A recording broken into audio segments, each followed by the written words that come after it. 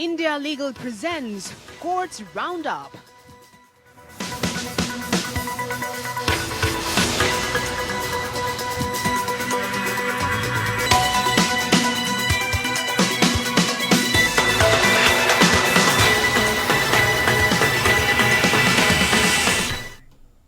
नमस्कार, स्वागत है आप सभी का कोर्ट्स राउंडअप में। मैं हूं आपके साथ कुमार कृणाल धीरज। अगले आधे घंटे तक हम तमाम कोर्ट्स की खबरों, हाई कोर्ट से लेकर सुप्रीम कोर्ट और लोअर कोर्ट्स तक के खबरों को आपके सामने रखेंगे और बताने की कोशिश करेंगे कि पूरी कार्यवाही में क्या हुआ। तो आइए शुरू करते हैं courts roundup. India Legal presents Courts Roundup.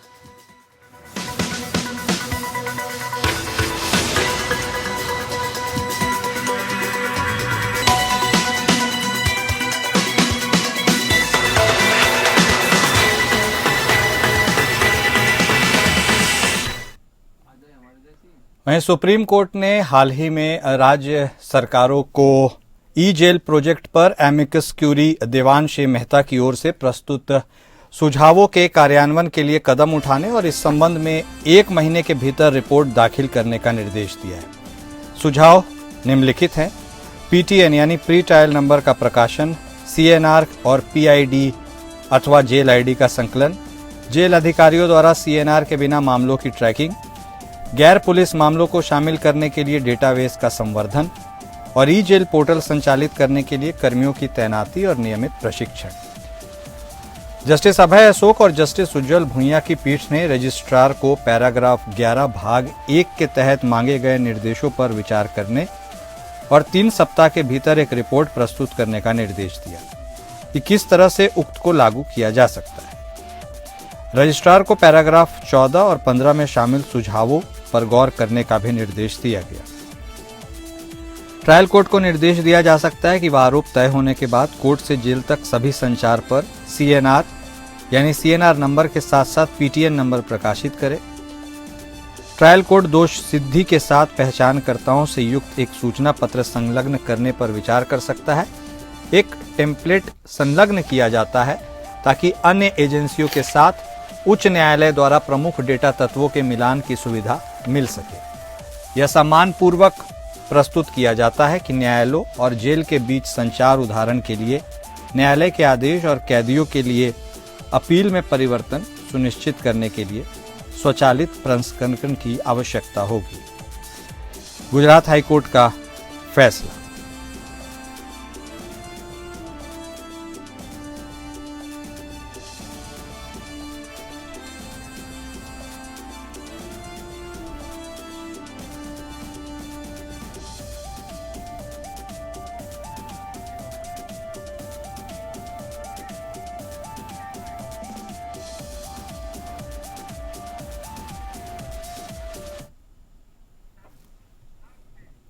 Gujarat high court ने पत्रकार महेश लंगा की याचिका खारिज कर दी।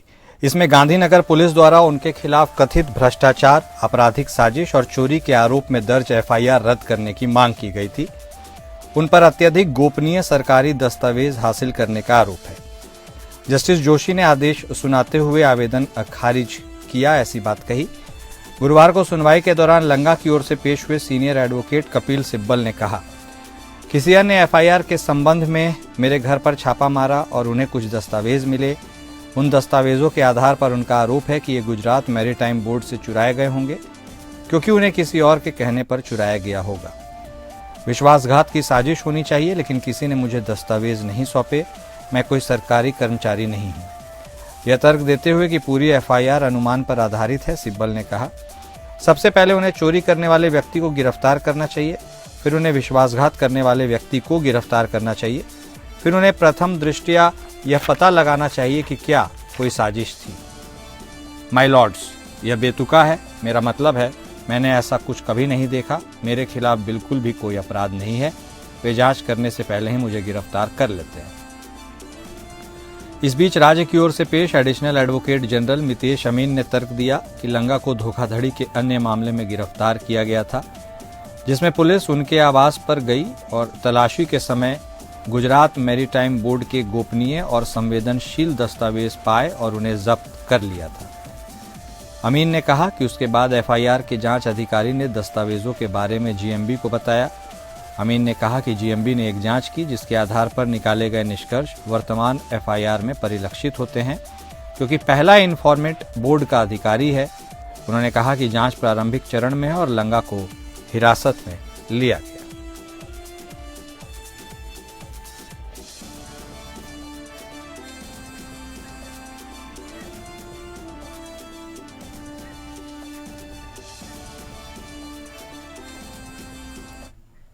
सुप्रीम कोर्ट ने कहा कि कुछ मामलों में बर्खास्तगी और गैर जरूरी कारण से संबंधित कुछ मामले होते हैं और उसमें पिछले वेतन के साथ बहाली की तुलना में एक मुश्त मुआवजा देना अधिक उचित उपाय हो सकता है। ऐसे मुआवजे का निर्देश देते समय अदालतों को कर्मचारी और नियोक्ता के हितों को ध्यान में रखते हुए अपने दृष्टिकोण को उचित ठहराना आवश्यक है। दीपाली गुंडू सुरवासे बनाम क्रांति जूनियर अध्यापक महाविद्यालय सहित कई मामलों पर भरोसा करते हुए कोर्ट ने कहा कि बर्खास्त कर्मचारी को पिछले वेतन का भुगतान करने का आदेश देना स्वतः राहत नहीं है। कोर्ट को यह पता लगाना होगा कि बर्खास्त कर्मचारी बर्खास्तगी के बाद लाभकारी रूप से कार्यरत था या नहीं।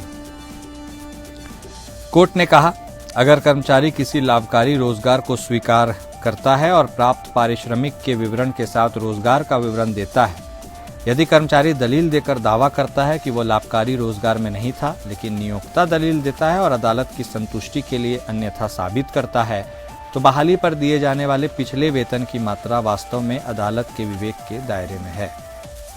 हालांकि इसे निर्धारित करते समय अदालतें यह भी ध्यान में रख सकती हैं कि कर्मचारी अपनी समाप्ति के बाद कुछ समय के लिए बेरोजगार था या नहीं। इसके अलावा क्या उन्होंने केवल जीवन यापन के लिए ही वह रोजगार लिया था। उनके खिलाफ अनुशासनात्मक कार्रवाई शुरू की गई और उन्हें सेवा से बर्खास्त कर दिया गया। परिणाम स्वरूप जब मामला श्रम न्यायालय के समक्ष पहुंचा तो उसने पाया कि की गई जांच निष्पक्ष थी। हाईकोर्ट ने भी इसकी पुष्टि की। जब यह कार्रवाई लंबित थी तब दावेदारों द्वारा मोटर दुर्घटना दावा न्यायाधिकरण के समक्ष मामला शुरू किया। इसे देखते हुए प्रतिवादी ने अपने समीक्षा क्षेत्राधिकार में फिर से हाईकोर्ट का दरवाजा खटखटाया। इस बार हाईकोर्ट ने पुनर्विचार की अनुमति दी। इसे चुनौती देते हुए वर्तमान अपील दायर की गई। जस्टिस दीपांकर दत्ता और जस्टिस संदीप मेहता की बेंच ने कहा कि निगम ने गलत सुझाव देने का दुस्साहस किया और सप्रेसियो वेरी निर्विवाद है, जबकि सप्रेसियो फाल्सी का मतलब गलत प्रतिनिधित्व है। सप्रेसियो वेरी का मतलब सच्चाई को दबाना है।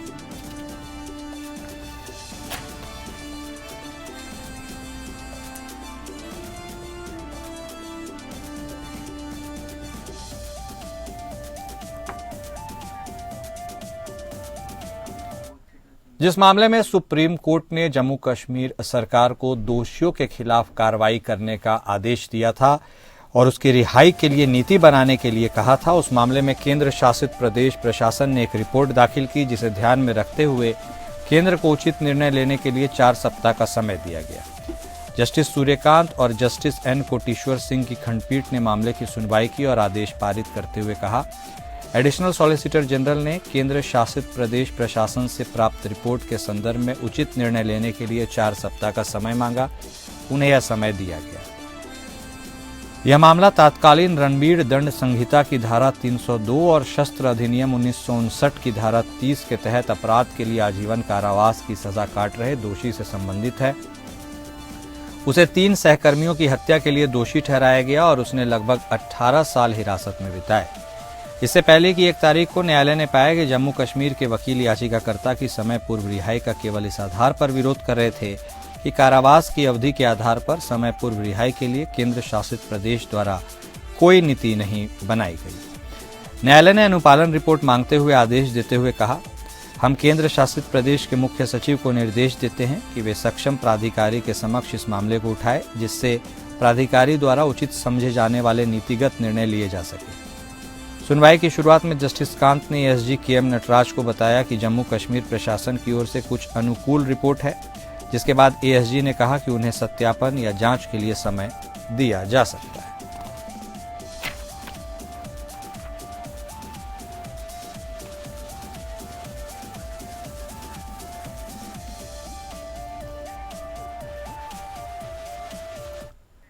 सुप्रीम कोर्ट ने हाल ही में मध्य प्रदेश हाई कोर्ट की तरफ से व्यक्त किए गए इस दृष्टिकोण पर आपत्ति जताई कि राष्ट्रीय बाल अधिकार संरक्षण आयोग या एनसीपीसीआर मध्य प्रदेश धर्म स्वतंत्रता अधिनियम 2021 के तहत शिकायत दर्ज नहीं कर सकता जब तक कि किसी व्यक्ति या उनके माता पिता द्वारा अवैध रूप से धर्म परिवर्तन की शिकायत न की गई हो, जिसका अवैध रूप से धर्म परिवर्तन किया गया हो।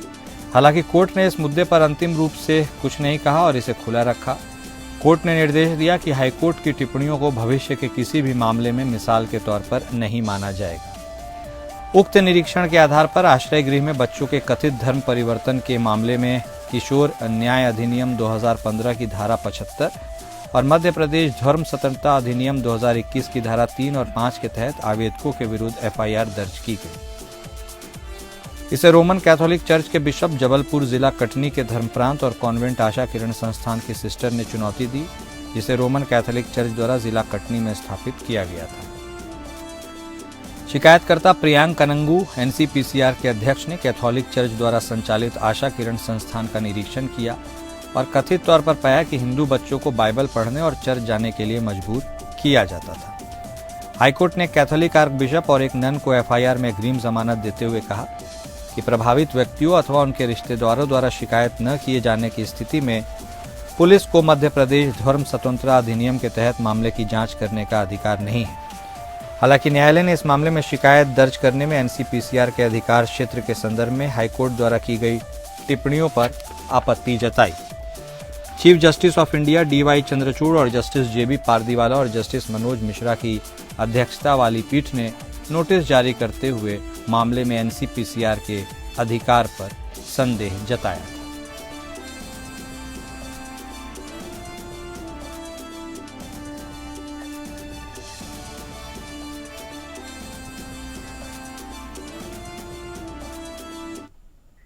वहीं उत्तर प्रदेश के कुशीनगर में मदनी मस्जिद पर अवैध बुलडोजर की कार्रवाई को लेकर दाखिल अवमानना याचिका पर सुप्रीम कोर्ट ने नोटिस जारी किया है।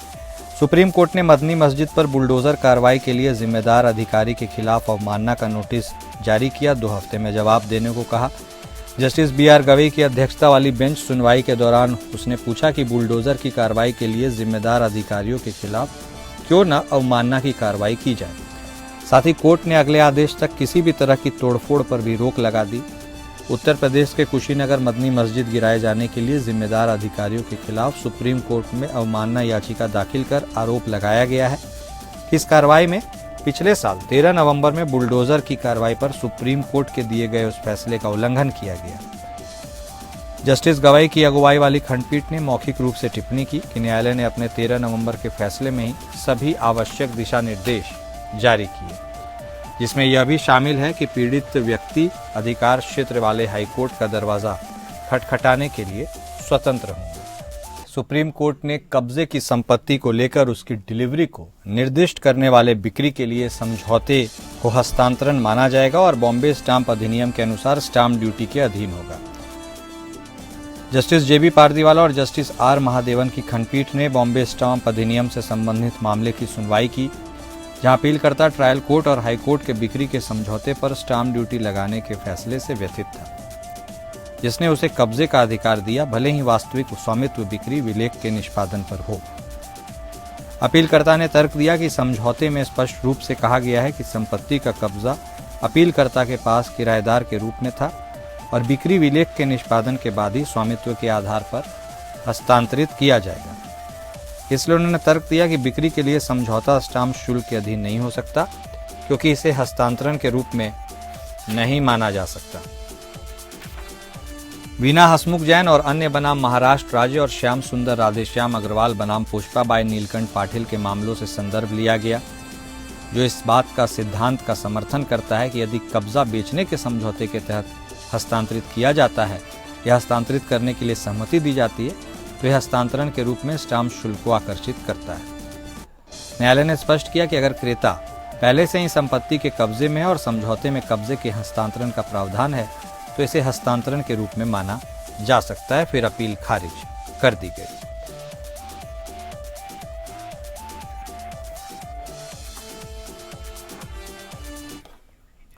सुप्रीम कोर्ट ने बॉम्बे हाई कोर्ट के आदेश को बरकरार रखा, जिसमें यह कहा गया कि सूचना के अधिकार अधिनियम 2005 के तहत सार्वजनिक परीक्षा में अन्य उम्मीदवारों द्वारा प्राप्त अंकों का खुलासा करने के अनुरोध को जनहित में अस्वीकार नहीं किया जा सकता।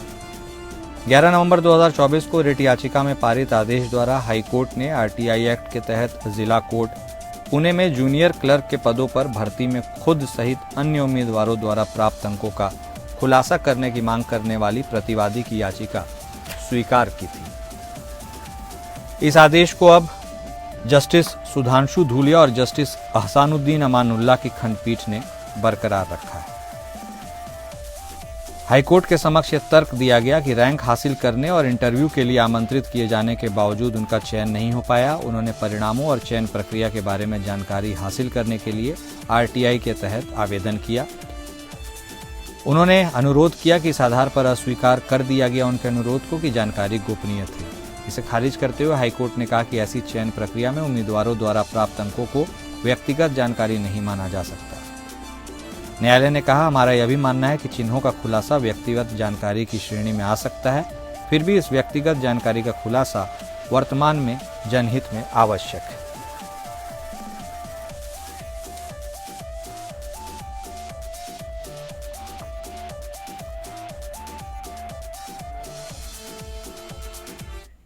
सुप्रीम कोर्ट ने पूजा स्थल अधिनियम 1991 को चुनौती से संबंधित मामले में दायर किए गए हस्तक्षेप आवेदनों पर आपत्ति जताई।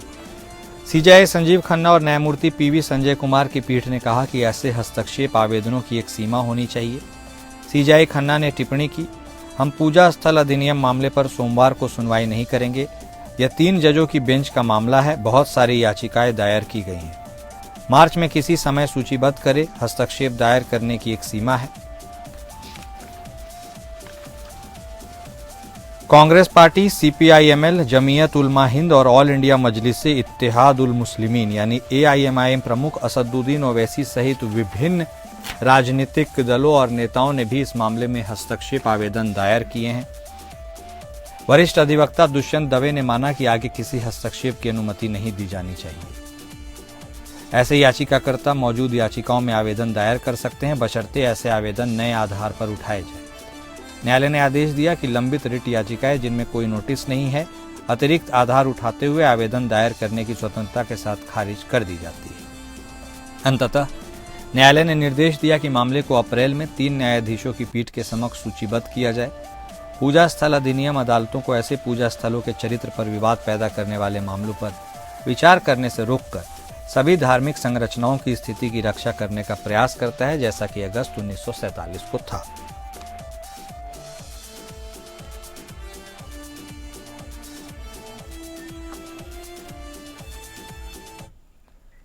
जमीन के बदले नौकरी से जुड़े मामले में राउज एवेन्यू कोर्ट ने सीबीआई के द्वारा दाखिल सप्लीमेंट्री चार्जशीट पर संज्ञान लेने के मामले पर दिल्ली की राउज एवेन्यू कोर्ट ने अब 21 फरवरी को सुनवाई होगी। सीबीआई ने लालू यादव समेत 78 के खिलाफ अपनी चार्जशीट दाखिल की है। वहीं जमीन के बदले नौकरी से जुड़े मनी लॉन्ड्रिंग के मामले में भी दिल्ली की राउज एवेन्यू कोर्ट ने मामले पर सुनवाई की तारीख 1 मार्च को तय कर दी। ईडी ने कोर्ट को बताया कि मामले में कुछ लोगों के खिलाफ मुकदमा चलाने के लिए अनुमति मिलना अभी बाकी है। केंद्रीय जांच एजेंसी ने करीब 2 वर्ष पूर्व 18 मई 2022 को लालू प्रसाद के साथ पूर्व मुख्यमंत्री राबड़ी देवी, बेटी हेमा यादव और मीसा भारती के साथ ही अज्ञात अधिकारियों और निजी व्यक्ति पर मामला दर्ज किया गया था। इसके बाद जून को जमीन के बदले नौकरी प्रकरण में सीबीआई ने लालू प्रसाद समेत 77 अन्य आरोपियों के खिलाफ निर्णायक आरोप पत्र दाखिल किया था। जांच के दौरान यह बात सामने आई कि रेलवे ग्रुप डी में नौकरी के एवज में संबंधित लोगों से राबड़ी देवी, मीसा, हेमा और दिल्ली की एके इन्फो सिस्टम कंपनी के नाम पर 5 सेल डीड, 2 गिफ्ट डीड लिखवाई गई। सर्किल रेट के हिसाब से इसकी कीमत 4 करोड़ 39 लाख से अधिक है। इस जमीन के बदले संबंधित लोगों को रेलवे के अलग अलग जोन में नौकरी दी गई।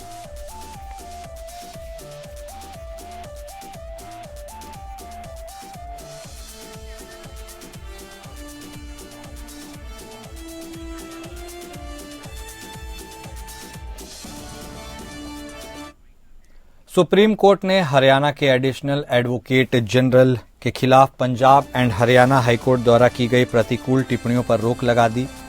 जस्टिस बीवी नागरत्न और जस्टिस सतीश चंद्र शर्मा की खंडपीठ ने हरियाणा राज्य द्वारा दायर विशेष अनुमति याचिका पर अंतरिम आदेश पारित किया।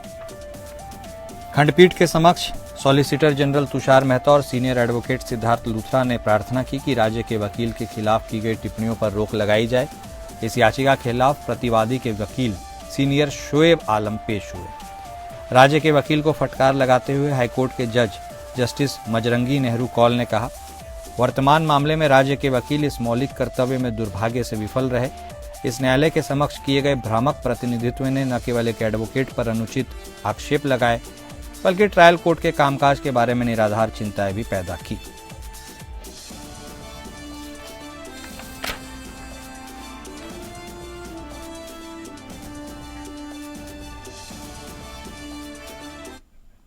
जस्टिस जेबी पारदीवाला और जस्टिस आर महादेवन की खंडपीठ ने छत्तीसगढ़ पुलिस द्वारा नक्सली गतिविधियों से संबंधित सामान्य रूप से उपयोग किए जाने वाले सामान ले जाने के आरोप में गिरफ्तार किए गए अभियुक्त को जमानत प्रदान की। 100 गवाहों से पूछताछ करने की आवश्यकता पर प्रश्न उठाते हुए, जिनमें से 42 गवाहों ने समान गवाही दी है, न्यायालय ने कहा, जहां गवाहों की संख्या अधिक है वहां हमारी राय में आवश्यक नहीं है कि सभी को पेश किया जाए। न्यायालय ने नोट किया कि विचाराधीन कैदी के रूप में जेल में काफी समय बिताने वाला अभियुक्त संविधान के अनुच्छेद 21 के तहत त्वरित सुनवाई के अपने अधिकार का उल्लंघन करता है। यदि किसी अभियुक्त को विचाराधीन कैदी के रूप में जेल में 6 से 7 साल की कैद के बाद अंतिम फैसला मिलना है तो निश्चित रूप से यह कहा जा सकता है कि संविधान के अनुच्छेद 21 के तहत त्वरित सुनवाई के लिए उसके अधिकार का उल्लंघन किया गया। अभियुक्तों को लंबे समय तक कारावास में रहने के लिए वित्तीय रूप से मुआवजा नहीं दिया जा सकता। हो सकता है कि उन्होंने अपनी नौकरी या आवास खो दी हो। कारावास के दौरान उनके व्यक्तिगत संबंधों को नुकसान पहुंचा हो। यदि कोई अभियुक्त व्यक्ति दोषी नहीं पाया जाता तो संभवतः उसे कई महीनों तक कलंकित किया गया होगा और शायद अपने समुदाय में बहिष्कृत भी किया गया होगा। उसे अपने संसाधनों से अपना जीवन फिर से बनाना होगा।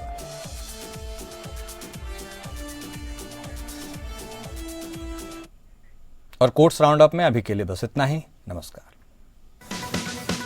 India Legal presents Courts Roundup.